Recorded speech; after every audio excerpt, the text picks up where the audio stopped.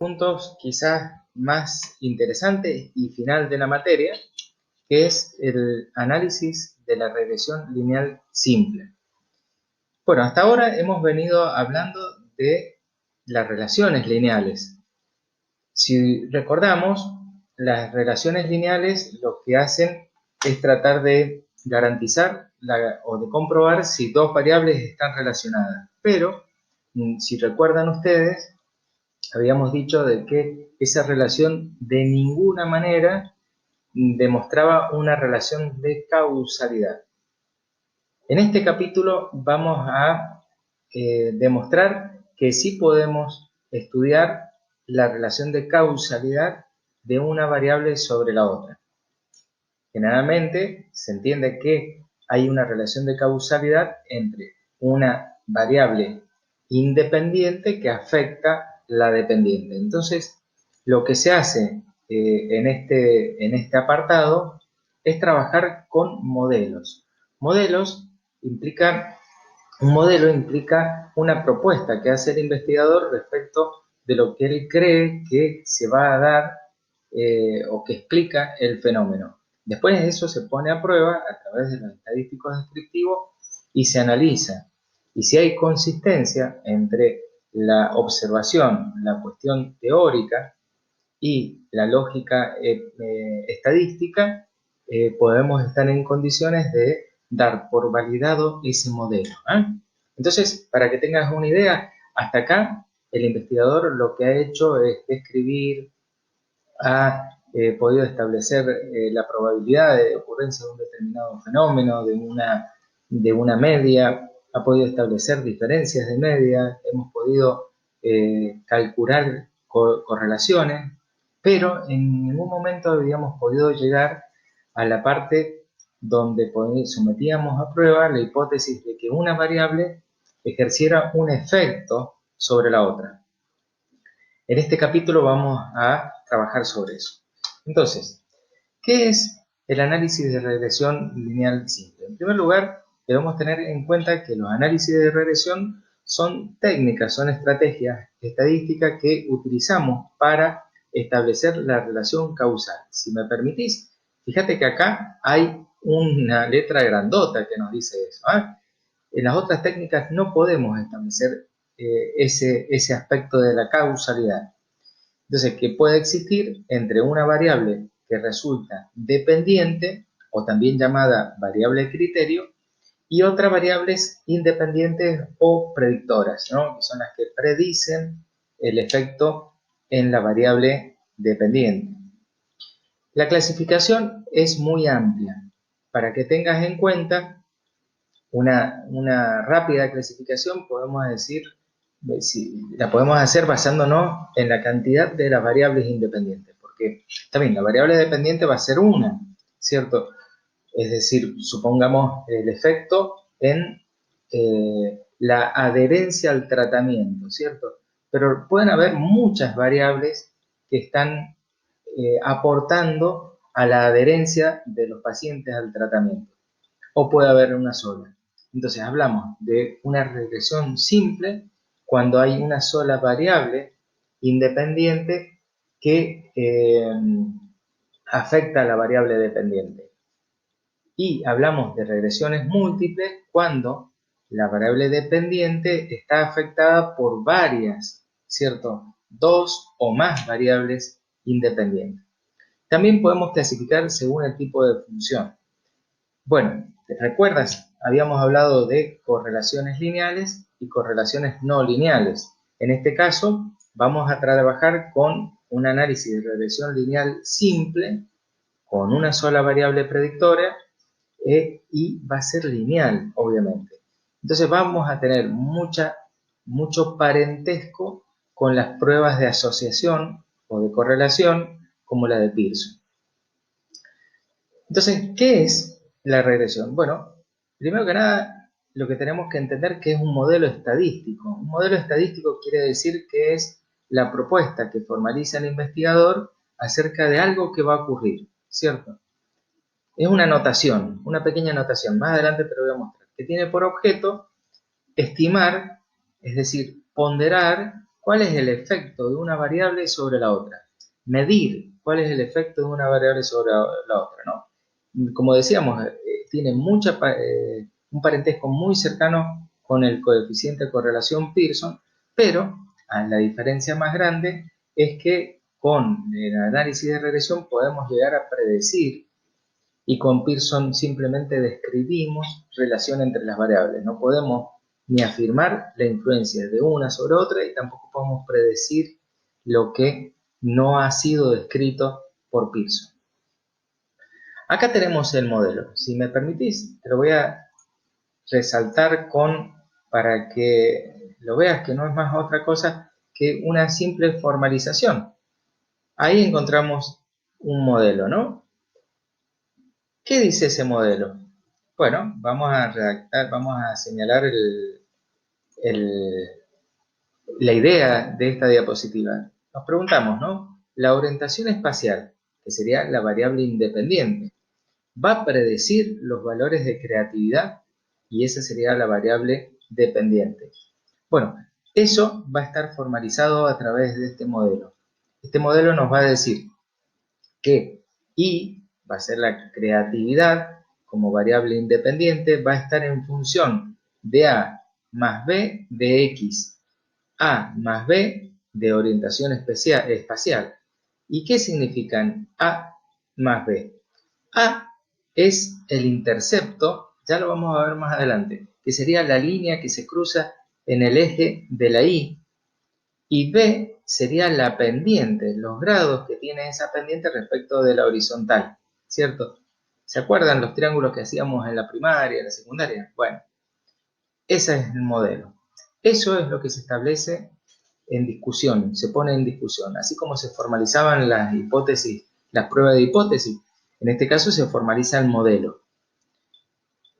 Los datos que tenemos es que hay una relación positiva muy elevada, ¿cierto? Con un margen de probabilidad muy estricto, apenas 2 cada 1000 veces que se haga la observación es el error que se está esperando, ¿no? Un valor P muy significativo.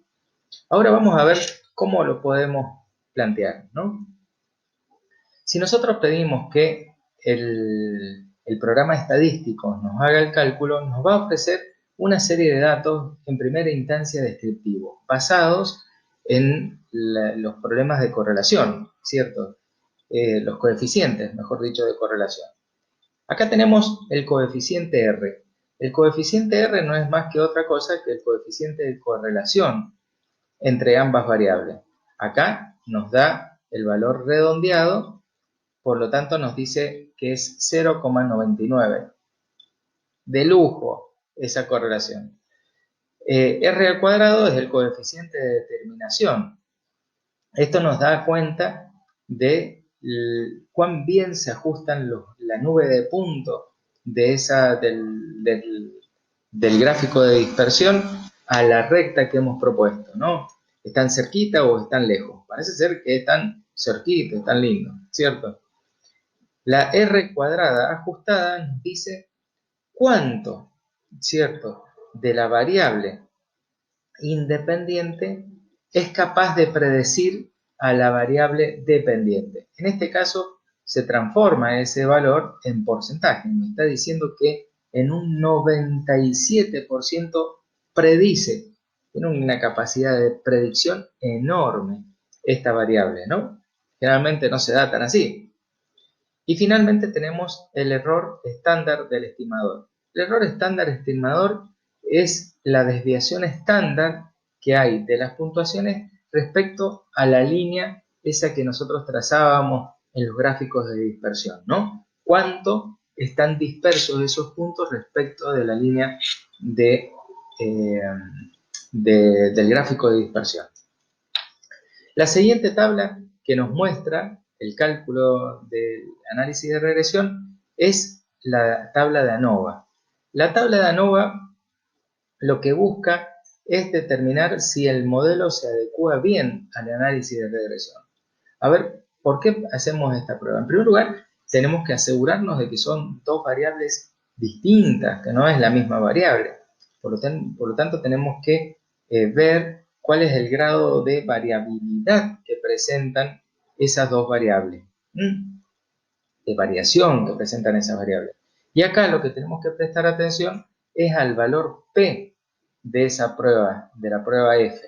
El valor P lo que hace es trabajar sobre la hipótesis nula de que el modelo no explique algo significativamente la variación. Entonces, se pone a prueba y le tenemos que confirmar que sea un valor por debajo de 0,5. Si está por encima, deberíamos rechazar el procedimiento y no podríamos continuar con el análisis. Con valores 0,5, ¿qué podemos decir? Bueno, podemos decir que la variable dependiente creatividad verdaderamente está influida por la variable orientación espacial, porque de lo contrario no podríamos rechazar la hipótesis nula si fuera mayor a 0,05. Como es menor, rechazamos y decimos que sí, que está influida por la variable orientación espacial.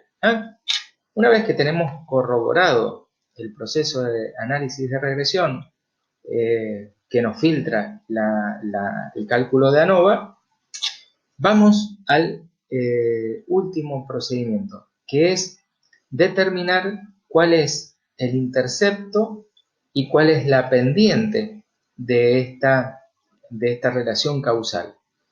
¿Dónde tenemos esos valores?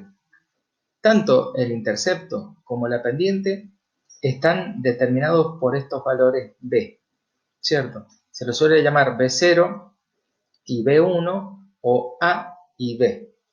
Es lo mismo. Asociados a un nivel de significación que siempre debemos corroborar que esté por debajo de 0,05. Entonces, ¿qué podemos ver en esa tabla? En primer lugar, podemos ver la dirección, ¿cierto? Al tratarse de un de coeficiente positivo, sabemos que la dirección es positiva. También lo habíamos visto acá, ¿cierto? Porque si no, desde acá no hubiera dado negativo en el coeficiente de correlación. Entonces, decimos, podemos ver la dirección de la recta y también el impacto que se estima que tiene la recta de regresión en el modelo que nosotros hemos propuesto. ¿Cómo es esta historia? La inclinación de esta línea va a determinar la fuerza de la relación causal. Si nosotros tenemos una línea horizontal con un número muy pequeño, 0,0 y algo, la línea que nosotros veríamos sería horizontal. Por lo tanto, el efecto de una variable de la orientación espacial sobre la creatividad sería nula, ¿cierto? No habría influencia. Entonces, la pendiente es importante y también el intercepto. ¿Por qué? Porque conjuntamente van a permitirnos predecir cuál es el valor que puede llegar a tomar un determinado sujeto que presente determinado nivel de orientación espacial, porque lo está prediciendo, lo está anticipando, ¿no? Entonces, en la primera columna tenemos los valores. El valor de la constante se lo denomina A, constante, y es donde se corta la línea de regresión, que también se llama intercepto, ahí, ¿cierto? Ese puntito, ¿no? Y B, que es el valor de la pendiente, se lo denomina B0, B1 a veces, y refleja que por cada punto de aumento de la orientación espacial se espera un cambio de 5,4 de la otra variable. Este está dado por el ángulo que llega a tomar esta curva, esta recta. Estoy confundiendo curva con recta. Bueno, chicos, hasta ahí ha sido el contenido, incluso hasta de la materia. Así que veremos a ver si les puedo dejar algún otro video explicativo de los puntos más sobresalientes. Hasta pronto, chicos.